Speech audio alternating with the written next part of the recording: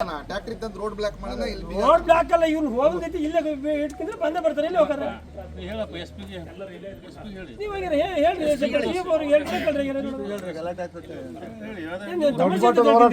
ರೈತಪರ ಹೋರಾಟಕ್ಕೆ ಬೇಕೇ ಬೇಕು, ಬೇಕೇ ಬೇಕು, ಬೇಕೇ ಬೇಕು. ಅಯ್ಯಯ್ಯೋ ಅಯ್ಯಯ್ಯೋ, ಬೇಕೇ ಬೇಕು, ಬೇಕೇ ಬೇಕು.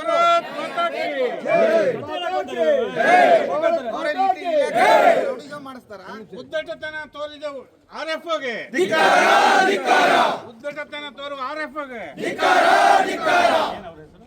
ಅಲ್ಲಪ್ಪ, ಇಲಾಖೆರು ಪೊಲೀಸ್ ಇಲಾಖೆ ನಿಮಗೆ ಕೊಡಬೇಕು. ಅದ್ಬಿಟ್ಟು ನೀವೇನು ಎಲ್ಲ ರೌಡಿಗಳ ತರ ನಮ್ಮನೇನು ಹೊಡ ಹೆದರ್ಸ್ತೀರಾ? ಏನು ಹೊಡೆದಬೇಕು ಅಂತ ಸೇರ್ಕೊಂಡಿರನಪ್ಪ. RFO ಅರವಿಂದ್ ಅವರಿಗೆ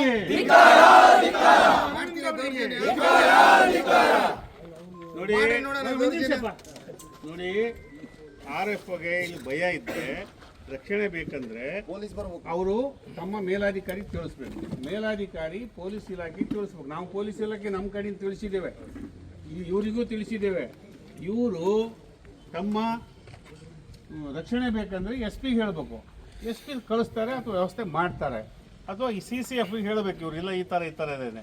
ಇವರೇ ಎಷ್ಟು ಜನ ಸೇರಿಸ್ಕೊಂಡು ಇಲಾಖೆಯಲ್ಲಿರೋ ಎಲ್ಲ ಗಾರ್ಡು, ಫಾರೆಸ್ಟ್ರು, ರೇಂಜರ್ಗಳನ್ನು ಇಲ್ಲದೆ ತರಿಸ್ಕೊಂಡ್ರೆ ಅಲ್ಲಿ ಆಗ ಅನಾಹುತಕ್ಕೆ ಯಾರು ಜವಾಬ್ದಾರರು? ಯಾರು ಈ ಅಧಿಕಾರ ಕೊಟ್ಟಿದ್ದಾರೆ? ಪ್ರಶ್ನಾರ್ಹ ಇದು. ನೋಡೋಣ, ನಮ್ಮ ವಿರೋಧ ಪಕ್ಷದ ನಾಯಕರ ಗಮನಕ್ಕೂ ಇವತ್ತೇ ತರ್ತೇನೆ. ಎಲ್ಲ ಅಲ್ಲೆಲ್ಲ ಒಂಥರ ಏನೇನೋ ನಡೀತಾ ಇದೆ ರಾಜಕೀಯ, ಇಲ್ಲೊಂಥರ ರಾಜಕೀಯ ನಡೀತಾ ಇದೆ. ನಾವು ನಿನ್ನೆ ಇನ್ನೂ ಸುಶಾಸನ ಅಂತ ಆಡಳಿತ ನಡೆಸಿದ್ದೀವಿ, ಅದು ಸಭೆ ನಡೆಸಿ. ಇವತ್ತು ದುಶಾಸನ ನಡೀತಾ ಇದೆ ಇಲ್ಲಿ. ಯಾರು ಬರ್ಬೇಕಲ್ಲಪ್ಪ, ಮತ್ತೆ ಅದಕ್ಕೆ ಹಾಕಿಲ್ಲ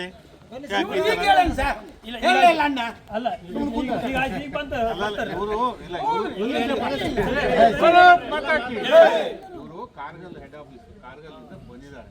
ಶಿವಮೊಗ್ಗದಾಗೆ ಇರ್ತಾರೆ, ನಿನ್ನೆ ರಜೆ ಇತ್ತು, ಕಾರ್ಗಲ್ ಹೋಗ್ಬೇಕಿತ್ತಲ್ಲ, ಬಂದಿದ್ದಾರೆ, ಡ್ಯೂಟಿ ಮಾಡಿದ್ದಾರೆ, ಬಂದಿದ್ದಾರೆ. ನೋಡಿದ್ರೇನ್ರಿ ನೀವು? ಅವ್ರು ನಿಮ್ಗೆ ಹೆಸರು ಗೊತ್ತೇನ್ರಿ? ಅವ್ರು ಯಾವ್ದೋ ಊರನಂತ ಈಗ ಕೇಳಿದ್ರೆ ಈಗ ಹೇಳ್ತಾರೆ ಅವ್ನು ಮರ ಕಡ್ದದಂತ ಹಾಕಿಲ್ಲ ಅಣ್ಣ. ನೀನು ನಿಮ್ಗೆ ಯಾವ ಹೇಳ್ಕೊಟ್ಟನಲ್ಲ, ಅವ್ನು ಹೇಳ್ಕೊಟ್ಟಿದ್ದಾರೆ. ಯಾರು ಹೇಳು, ಯಾರು ಹೇಳ್ದವ್ ನಿಮ್ಗೆ?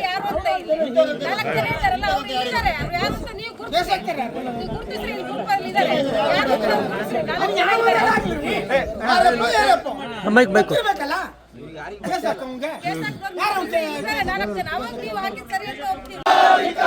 ರೈತರನ್ನು ಬಲಿ ಪಡೆಯುತ್ತಿರುವ ಭ್ರಷ್ಟ ಸರ್ಕಾರಕ್ಕೆ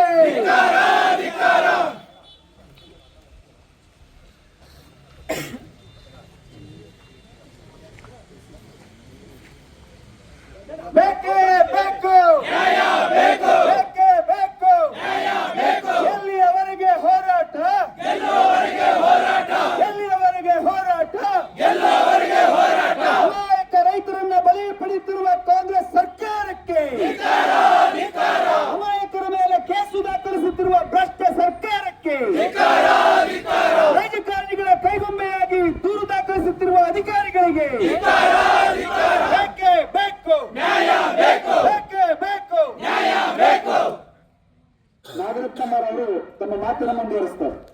ಈ ವಿಭಾಗದ ಸನ್ಮಾನ್ಯ IFS ಅಧಿಕಾರಿಗಳು ಅತ್ಯಂತ ಮುಕ್ತವಾದಂತಹ ವಾತಾವರಣದಲ್ಲಿ ನಮ್ಮೆಲ್ಲರ ನಾಯಕರಾದಂತಹ ಹರತಾಳ್ ಹಾಲಪ್ಪನವರು, ಕುಮಾರಸ್ವಾಮಿ ಅವರು, ಸುರೇಶ್ ಸ್ವಾಮಿರವರು, ವೀರೇಶ್ ರವರು, ರತ್ನಾಕರ್ ಅವರ ಸಮಕ್ಷಮದಲ್ಲಿ ಜನಪರವಾದಂತಹ ಚರ್ಚೆಗಳನ್ನು ಮಾಡಿ ಒಂದು ನಿರ್ಣಯಕ್ಕೆ ನಮ್ಮ ನಾಯಕರು ಮತ್ತು ಅಧಿಕಾರಿಗಳು ಬಂದಿದ್ದಾರೆ. ಮೊದಲನೇದಾಗಿ ಜಿಲ್ಲೆಯ ಉನ್ನತ ಅಧಿಕಾರಿಗಳು ಹೋರಾಟಕ್ಕೆ ಸ್ಪಂದಿಸಿ ರೈತರ ಮಾತನ್ನ ಆಲಿಸಬೇಕು ಅಂತ ಹೇಳಿ ಈ ಸ್ಥಳಕ್ಕೆ ಆಗಮಿಸಿದ್ದಕ್ಕೆ ಅವರಿಗೆ ಹೃತ್ಪೂರ್ವಕವಾದಂತಹ ಸ್ವಾಗತವನ್ನು ತಮ್ಮೆಲ್ಲರ ಪರವಾಗಿ ಬಯಸ್ತೇವೆ. ನಮ್ಮ ನಾಯಕರುಗಳು ಮತ್ತು ಅಧಿಕಾರಿಗಳ ಮಧ್ಯೆ ಮಾತುಕತೆಗಳು ನಡೆದಿದೆ. ಒಂದು ಒಳ್ಳೆಯ ನಿರ್ಣಯವನ್ನ ಜನಪರವಾಗಿ, ರೈತರ ಪರವಾಗಿ ಅವ್ರು ನೀಡ್ತಾ ಇದ್ದಾರೆ. ಅವ್ರ ಬಾಯಿನಲ್ಲೇನೆ ನಿರ್ಣಯವನ್ನು ಕೇಳೋಣ. ಉದ್ದೇಶ ರೈತರಿಗೆ, ನಾಗರಿಕರಿಗೆ ತೊಂದರೆ ಆಗ್ಬೇಕು ಅನ್ನೋದು ಅವರಲ್ಲೂ ಕೂಡ ಇಲ್ಲ. ಒಂದು ಅರ್ಥಪೂರ್ಣವಾದಂತಹ ಮಾತುಕತೆಯ ನಿರ್ಣಯವನ್ನ ಮಾನ್ಯ ಅಧಿಕಾರಿಗಳು ನೀಡ್ತಾರೆ. ಸಂಯಮದಿಂದ ನಾವು ಆಲಿಸೋಣ, ವ್ಯವಸ್ಥೆಯನ್ನು ಗೌರವಿಸೋಣ. ಪರಿಸರ, ಅರಣ್ಯ ಉಳಿಸಲಿಕ್ಕೆ ರೈತರದ್ದು, ಜನರದ್ದು, ನಾಗರಿಕರದ್ದು ಕೊಡುಗೆ ಇದೆ. ಅವ್ರ ಜೊತೆಗೆ ಸಹಕರಿಸೋಣ. ಅದರ ಜೊತೆಗೆ ಜನರಿಗೂ ಕೂಡ ಬದುಕಲಿಕ್ಕೆ ಬೇಕಾದಂತ ಒಳ್ಳೆ ವಾತಾವರಣ ಬೇಕು. ಇದಕ್ಕೆ ಸಂಬಂಧಪಟ್ಟಂತ ನಿರ್ಣಯವನ್ನು ಅವರು ನೀಡಬೇಕು ಅಂತಕ್ಕಂಥ ವಿನಂತಿಯನ್ನ ಈ ಮುಖ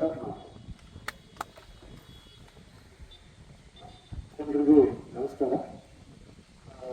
ಇವತ್ತಿನ ದಿವಸ ನಾನೇ ಆನಪ್ಪ ಸಾಹೇಬರು ಚಿನ್ನಮಜಟ್ಟಲ್ಲಿ ಏನೋ ಒಬ್ಬ ರೈತನ ತೀರು ಹೋಗಿದ್ರು. ಆ ಒಂದು ಸ್ಥಳದಲ್ಲಿ ನಡೆದ ಘಟನೆ ಬಗ್ಗೆ ಸಾರ್ವಜನಿಕರಿಂದ ಒಂದು ಸುಮಾರು 17 ಮರ ಕಟ್ಟಾಗಿದ್ರ ಬಗ್ಗೆ ಒಂದು ಪ್ರಕರಣ ದಾಖಲೆ ಮಾಡಿದ್ರು. ಅದ್ರ ಬಗ್ಗೆ ಚರ್ಚೆ ಮಾಡಿದ್ದಾರೆ. ಚರ್ಚೆ ಅನುಸಾರ ಏನು ಅವತ್ತಿನ ದಿವಸ ಘಟನೆ ನಡೆದಿದೆ, ಅದ್ರ ಮೇಲೆ ನಾವು ಪ್ರಕರಣ ದಾಖಲಿಸ್ತೀವಿ. ಆ ಪ್ರಕರಣ ನಾವು ಕೂಲಂಕಷವಾಗಿ ಪರಿಶೀಲನೆ ಮಾಡಿ ಕಾನೂನು ಪ್ರಕಾರ ಏನಿದೆ ಅದ್ರ ಪ್ರಕಾರ ನಾವು ಕೇಸನ್ನು ಮುಗಿಸೋದಕ್ಕೆ ಒಂದು ನಾವು ನಿರ್ಣಯಕ್ಕೆ ಬಂದಿದ್ದೀವಿ. ಸೊ ಅದಕ್ಕೆ ತಾವೆಲ್ಲರೂ ಈ ಒಂದು ಧರಣಿನ ಮುಗಿಸ್ಬೇಕಂತ ನಾನು ಹಲೋ ಭಾರತ್ ಮಾತಾ ಕಿ ನಮ್ಮೆಲ್ಲರನ್ನ ಉದ್ದೇಶಿಸಿ ಈ ಹೋರಾಟದ ನೇತೃತ್ವವನ್ನು ವಹಿಸಿರ್ತಕ್ಕಂಥ